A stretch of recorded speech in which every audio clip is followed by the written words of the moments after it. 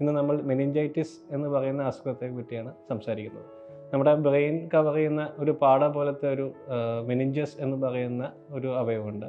അതിനെ ബാധിക്കുന്ന നീർക്കെട്ട് അല്ലെങ്കിൽ ഇൻഫെക്ഷൻ കൊണ്ടുവരുന്ന അസുഖങ്ങളാണ് മെനിഞ്ചൈറ്റിസ് എന്ന് പറയുന്നത്. ഇത് ഏതൊരു പ്രായക്കാരിലും വരാം.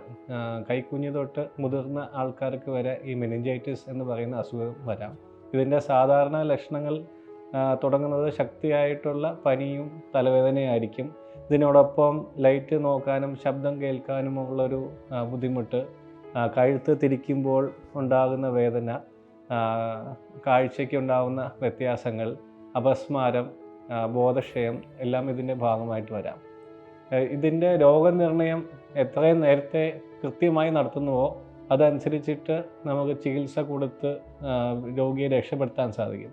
വൈകും തോറും ഈ അസുഖത്തിൻ്റെ കോംപ്ലിക്കേഷൻസ് കൂടി വരികയും ചെയ്യും. പ്രത്യേകിച്ച് ബാക്ടീരിയ മൂലമുള്ള ഈ മെനിഞ്ചൈറ്റിസ് ആണെങ്കിൽ കുട്ടികൾക്കോ അല്ലെങ്കിൽ ഇത് വരുന്ന ആൾക്കാർക്ക് മരണം വരെ സംഭവിക്കാം. ഏകദേശം 10 ഒരാൾക്ക് ബാക്ടീരിയൽ മെനിഞ്ചൈറ്റിസ് കൂടിയാൽ മരണം സംഭവിക്കുമെന്നാണ് പഠനങ്ങൾ പറയുന്നത്.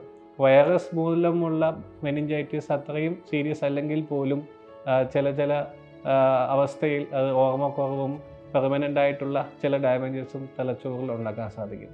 ഈയിടെ നമ്മൾ പേപ്പറിൽ വായിച്ചിട്ടുണ്ടാവും അമീബ കൊണ്ടുള്ള മെനിഞ്ചൈറ്റിസ്. അത് വളരെ സീരിയസ് ആയിട്ടുള്ള ഒരു അസുഖമാണ്. ഈ കിണറ്റിൽ നിന്നും കുളത്തിൽ നിന്നും കിട്ടുന്ന ഒരു പ്രത്യേകതരം അസുഖമാണ് അമീബിക് മെനിഞ്ചൈറ്റിസ്. ഇതിൻ്റെ ലക്ഷണങ്ങൾ വളരെ തീവ്രമായിരിക്കും. ഇതിൽ 80% രോഗികൾക്കും മരണസാധ്യതകളുണ്ട്. അതുകൊണ്ട് തന്നെ നേരത്തെ തന്നെ ഇതിനെ ഡയഗ്നോസ് ചെയ്യുകയും നേരത്തെ ട്രീറ്റ്മെൻറ്റ് സ്റ്റാർട്ട് ചെയ്യുകയും ചെയ്താൽ മാത്രമേ ഇത് കൃത്യമായിട്ട് ചികിത്സിച്ച് മാറ്റാൻ സാധിക്കുകയുള്ളൂ. ഒരു ന്യൂറോളജിസ്റ്റിൻ്റെ സഹായത്തോടുകൂടി രോഗലക്ഷണങ്ങൾ നേരത്തെ കണ്ടുപിടിക്കാനും എന്താണ് അതിൻ്റെ കാരണങ്ങൾ എന്ന് കണ്ടുപിടിക്കാനും അതനുസരിച്ച് ട്രീറ്റ്മെൻറ്റ് സ്റ്റാർട്ട് ചെയ്യാനും സാധിക്കും.